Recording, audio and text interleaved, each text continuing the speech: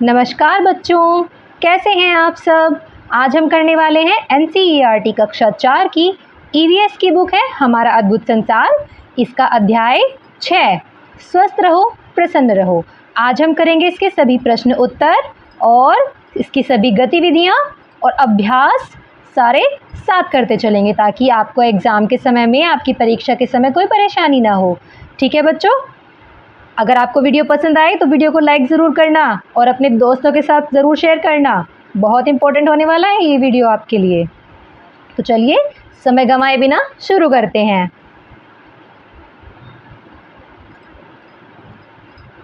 सबसे पहली गतिविधि,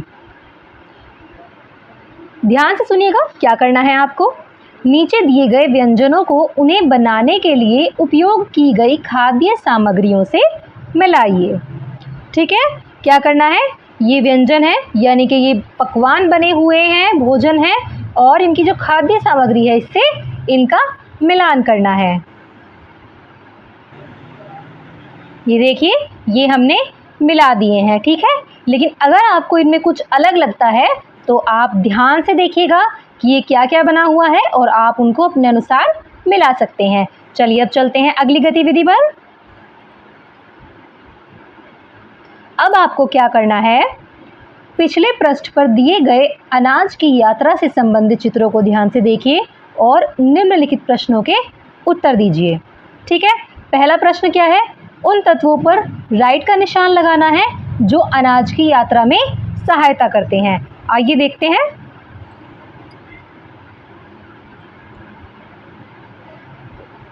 ये देखिए, अनाज की यात्रा जो है यहाँ से शुरू होती है, यहाँ पहुँचती है।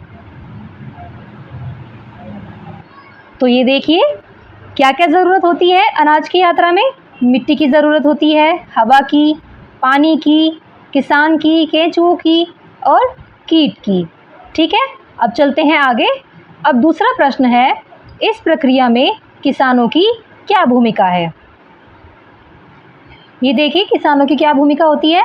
सबसे पहले किसान बीज बोता है, फिर पानी देता है, फसलों की देखभाल करता है और फसल की कटाई करता है और फिर उसे बाजार में बेचता है। अब अगले प्रश्न पर चलते हैं। उन सहायक तत्वों की सूची बनाइए जो ऊपर दी गई तालिका में सम्मिलित नहीं है। देखिए, कुछ मैं बताती हूँ आपको और कुछ आपको बताने हैं। ठीक है, जैसे ये देखिए सहायक तत्व होते हैं, जैसे कई बार कृषि करने के लिए अकेले नहीं कर पाते हैं तो कृषि मजदूरों की आवश्यकता होती है, कृषि यंत्रों की आवश्यकता होती है जैसे थ्रेशर मशीन वगैरह, और परिवहन व्यवस्था की आवश्यकता होती है जैसे गाड़ी वगैरह जो है ले जाने के लिए ज़रूरत होती है। और हाँ, ये आप जो ये वाला प्रश्न था ना, इसमें से कीट हटा देना क्योंकि कीट तो नुकसान पहुंचाते हैं। ठीक है, केंचुओं की आवश्यकता होती है खेती करने के लिए, कीटों की नहीं, कीट तो नुकसान पहुंचाते हैं। चलिए अब आगे चलते हैं। अब है लिखने का काम।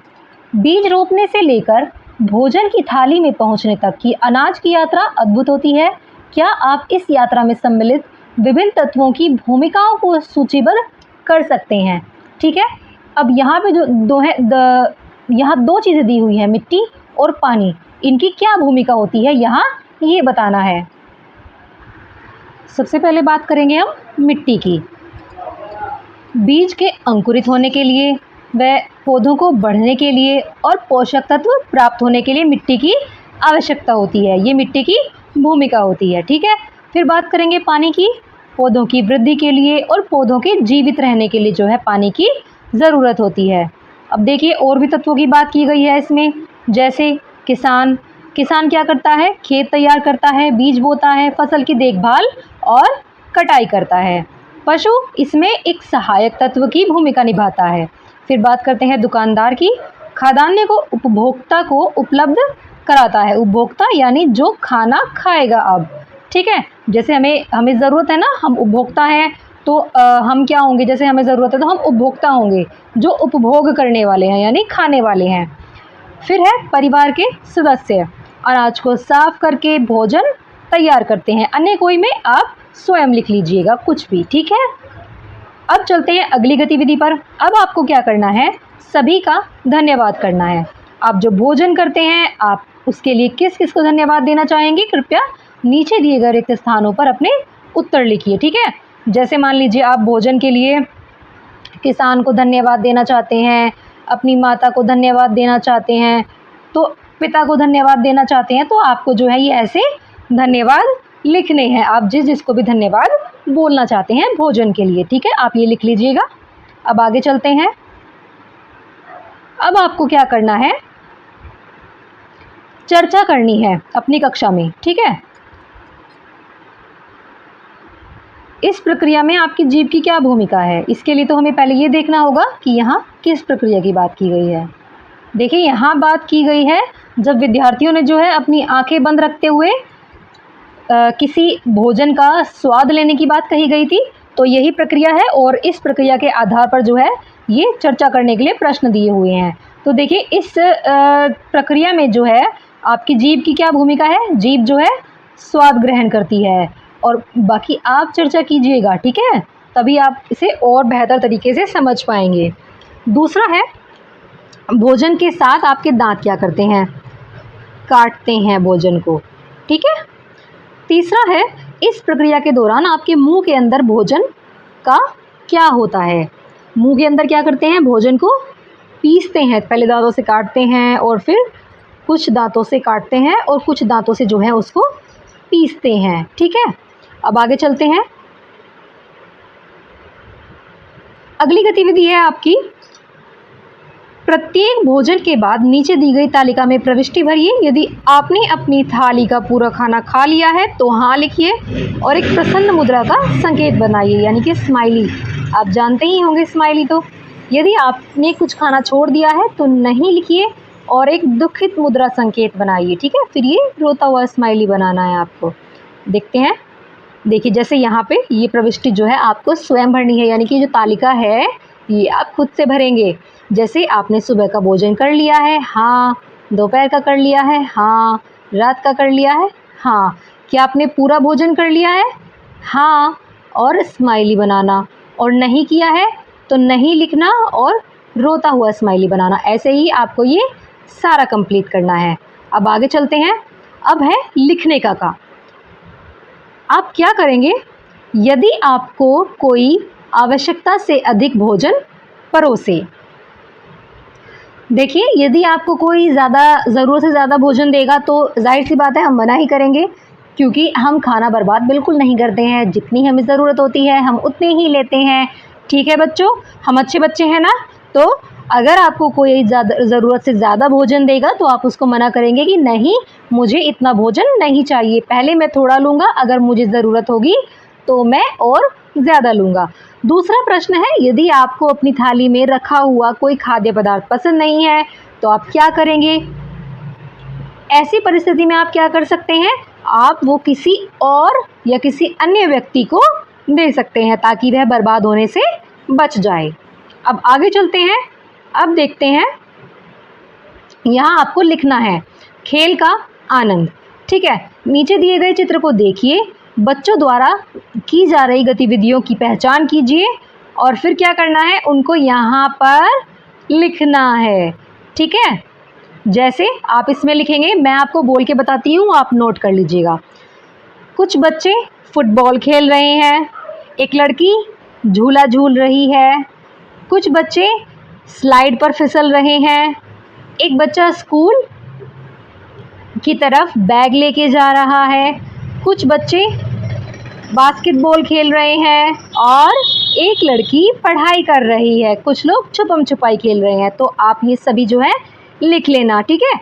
यहाँ जो है इस लाइन में ये आपको लिख लेना है, जैसे मैंने आपको बताया। अगर आपको समझ नहीं आया तो आप वीडियो को थोड़ा पॉज करके, पीछे करके और पॉज कर करके रोक रोक के देख लीजिएगा, ठीक है। अब आगे चलते हैं। अब आपको क्या करना है, आपको चर्चा करनी है अपनी कक्षा में। आप अपने दैनिक जीवन में कौन कौन सी शारीरिक गतिविधियां करते हैं। जैसे शारीरिक गतिविधियां पता है बच्चों क्या होती है, जैसे गेम खेलना, इंडोर गेम्स नहीं, आउटडोर गेम्स, जैसे kabaddi, kho kho, volleyball, basketball, football, झूला झूलना, ये सभी क्या होती है, शारीरिक गतिविधियां होती है। तो आपको चर्चा करनी है कि आप अपने दैनिक जीवन में, यानी कि आप डेली, रोज़ कौन सी शारीरिक गतिविधि करते हैं, ठीक है। अगला है, उस दिन आपको कैसा अनुभव होता है जब आप बहुत अधिक खेलते हैं। और आपको ये भी बताना है कि मान लीजिए आज मैं बहुत ज़्यादा खेल चुकी हूँ, बहुत ज़्यादा खेला है, तो आज के दिन कैसा अनुभव हुआ, ज़्यादा खेलकर कैसा महसूस हुआ, ये भी बताना है। ठीक है, अब चलते हैं आगे, पता कीजिए। क्या आप नीचे दिए गए चित्रों में दर्शाए गए खेलों के नाम बता सकते हैं? हाँ, बिल्कुल बता सकते हैं। ये है गिल्ली डंडा, ये है पिट्ठू, और ये है पोसंपा, और ये एक टिकड़ी का गेम होता है। इसका नाम एग्जैक्टली क्या है मुझे नहीं पता। सोचने वाली बात है, शायद आपको पता होगा। आप सोचिएगा और बताइएगा ज़रूर। चलिए आगे चलते हैं। अगली गतिविधि है, आपको क्या करना है, अपने शिक्षक के मार्गदर्शन में नीचे दिए गए सरल योगासनों का 1 सप्ताह तक अभ्यास करना है और फिर अपने अवलोकनों को देखना है। ठीक है, ज़रूर करना ये। अगली गतिविधि है, नीचे दी गई तालिका को पूरा करना है। ठीक है, आपको ये तालिका पूरी भरनी है। कल आपने क्या किया था, यानी कि जहाँ जो है कुछ परिस्थितियाँ दी हुई हैं और कल, परसों और उसके पहले के बारे में लिखा हुआ है। तो बात करेंगे सबसे पहले कल की। आप कब सोए, जैसे कि 10 बजे सो जाते हैं, सो जाना चाहिए 10 बजे। ठीक है, तो आप यहाँ पे वो टाइम लिखेंगे जिस टाइम आप सोए। आप कब उठे, वो टाइम लिखेंगे कि आप कब उठे, और नींद की अवधि यानी कि कितने समय सोए। मान लीजिए 10 बजे सोए और 5 बजे उठे, तो कितना टाइम हो गया, बताइए बताइए। लगभग 7 घंटे। ठीक है, तो ऐसे आपको बताना है और फिर आपको बताना है कि आपका दिन भर का अनुभव जो है कैसा रहा। ठीक है, ये तालिका पूरी कर लीजिएगा। अब आगे चलते हैं। अब आपको आगे जो है चर्चा करनी है। फिर से पहला, किस बात पे चर्चा करनी है, ध्यान से समझिए। आपके अनुसार हमारे शरीर को आराम की आवश्यकता क्यों होती है। ठीक है, देखिए वैसे जो है आराम की आवश्यकता इसलिए होती है क्योंकि जब हम ज़्यादा खेलते हैं, शारीरिक गतिविधियां करते हैं, तो हमारे शरीर में कुछ ऊतकों की टूट फूट होती है। तो उसकी मरम्मत के लिए भी क्या होता है कि हमें आराम की ज़रूरत होती है, ताकि हमारे शरीर की जो ऊर्जा है वो दोबारा संचित हो सके, इकट्ठी हो सके। ठीक है, इस बारे में आपको चर्चा करनी है खुद से। ठीक है, अपने परिवार से करिएगा या अपने सहपाठियों से या अपने शिक्षकों से। दूसरा है, क्या आपको लगता है कि व्यायाम और खेल के एक व्यस्त दिन के बाद आराम करना महत्वपूर्ण है, क्यों, ये बताना है आपको। ठीक है, बाकी आप बुक में से भी दोबारा जो चैप्टर है हमारा, वीडियो दोबारा देख के भी आप समझ सकते हैं। ठीक है, अब आगे चलते हैं। अब अगली गतिविधि है, नीचे दी गई तालिका जो अलग अलग स्थितियों के चित्रों को देखना है। जिस स्थिति में बच्चा सहज महसूस करेगा उसके लिए राइट का चिन्ह लगाना है, और जिस स्थिति में बच्चा असहज महसूस करेगा उसके लिए गलत चिन्ह लगाना है। ठीक है, जैसे कि ये स्थिति बिल्कुल असहज है, ये स्वीकार्य नहीं होनी चाहिए। देखो बच्चों, आप इतने बड़े हो गए हैं कि आपको समझ आ जाना चाहिए कि यहाँ और यहाँ आपके प्राइवेट पार्ट्स होते हैं और ये किसी को भी छूने नहीं चाहिए। इसके बारे में आप एक बार अपने मम्मी पापा से ज़रूर बात करिएगा। ठीक है, अब यहाँ देखिए, यहाँ छूना भी असहज माना जाएगा।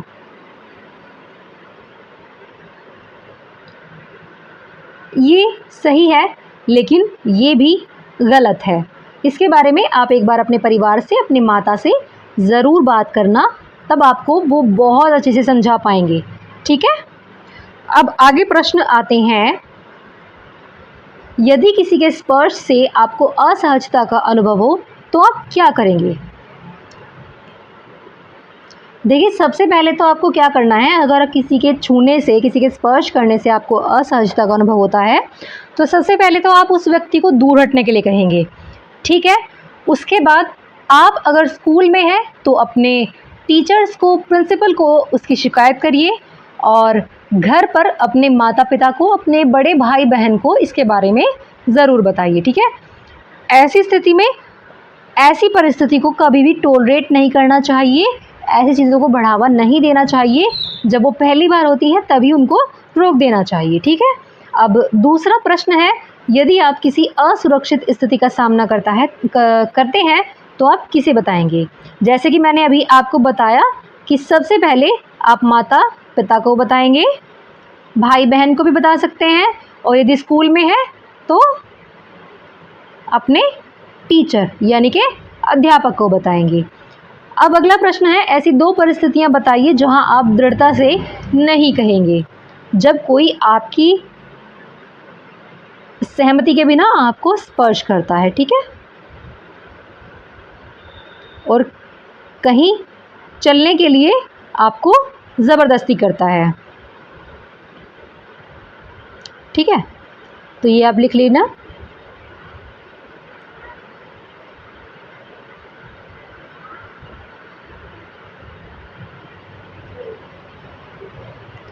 जिसे आप जानते नहीं हैं, अगर वो आपको अपने साथ चलने के लिए ज़बरदस्ती करे या ज़बरन आपको उठाने की कोशिश करे तो आप दृढ़ता के साथ नहीं कहेंगे, और आपकी मर्ज़ी के खिलाफ़ आपको कोई छुए, आपको गलत जगह पर छुए तो उसको भी आप नहीं कहेंगे, ठीक है।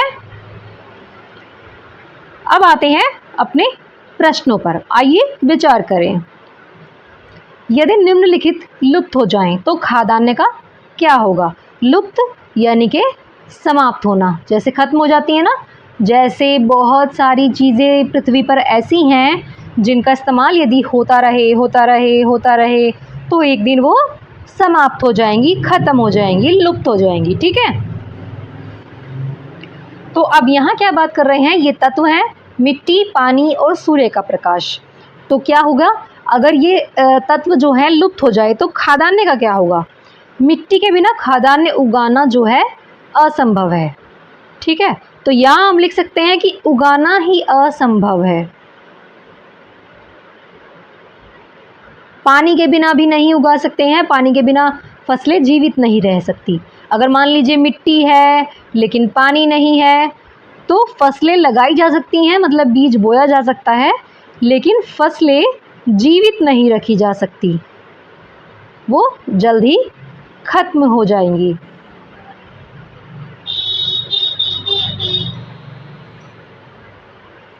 ठीक है, ये लिख लेना, फसलें जीवित नहीं रह सकती। सूर्य का प्रकाश भी आप जानते होंगे, आपने शायद थोड़ा बहुत पढ़ लिया होगा इसके बारे में कि प्रकाश संश्लेषण की क्रिया होती है तभी जो है हमारी फसलें बढ़ती हैं। तो फसलों की जो है सूर्य के प्रकाश के बिना वृद्धि नहीं होगी। ठीक है बच्चों, अब आगे चलते हैं। अब बात करेंगे पशु की। अगर पालतू पशु ना हो तो उनके बिना काम चल सकता है, ठीक है, क्योंकि ये एक सहायक तत्व होते हैं, तो काम जो है चल सकता है, मनुष्य को स्वयं करना होगा। केंचुआ के बिना भी थोड़ी समस्या आ सकती है, तब आपको खाद ज़्यादा डालनी पड़ेगी। देखिए केंचुआ जो है मिट्टी की उर्वरक क्षमता को जो है बढ़ाता है, तो मिट्टी की क्या होगी, उर्वरक क्षमता जो है कम हो जाएगी।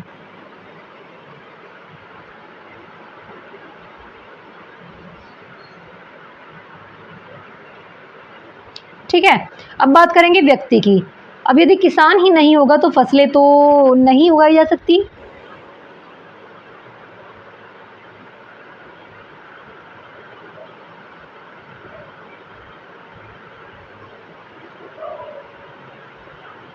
ठीक है, दुकानदार नहीं होगा तो फसलें बेची नहीं जा सकती। अनाज लिख लीजिए, अनाज जो है बेचा नहीं जा सकता। ठीक है, और रसोईया नहीं होगा तो खाना नहीं बन सकता।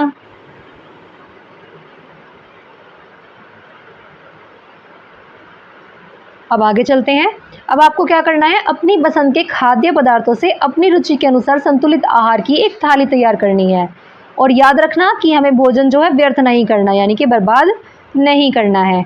ठीक है, ये आप स्वयं करेंगे। जैसे कि सुबह के भोजन की थाली, जैसे सुबह के भोजन में बनाया हमने पोहा, दलिया, ठीक है, तो ये सुबह के भोजन की थाली, दोपहर के भोजन की थाली, सब्ज़ी, रायता, रोटी, ठीक है, और ऐसे ही आपको रात के भोजन की थाली यहाँ लिखनी है। अब आगे चलते हैं। अब आपको ध्यान पूर्वक भोजन के दौरान कौन कौन सी गतिविधियाँ पसंद आई ये बताना है। जैसे देखो जो मुझे पसंद आई है यहाँ मैंने वो लिख दी है, बाकी जो आपको पसंद आई हो वो भी आप वो लिख सकते हैं। जैसे भोजन को धीरे धीरे से चबाना, ठीक है, और भोजन का जो है जीभ पर स्वाद लेना, ठीक है, ये वाली गतिविधियाँ मुझे पसंद आई।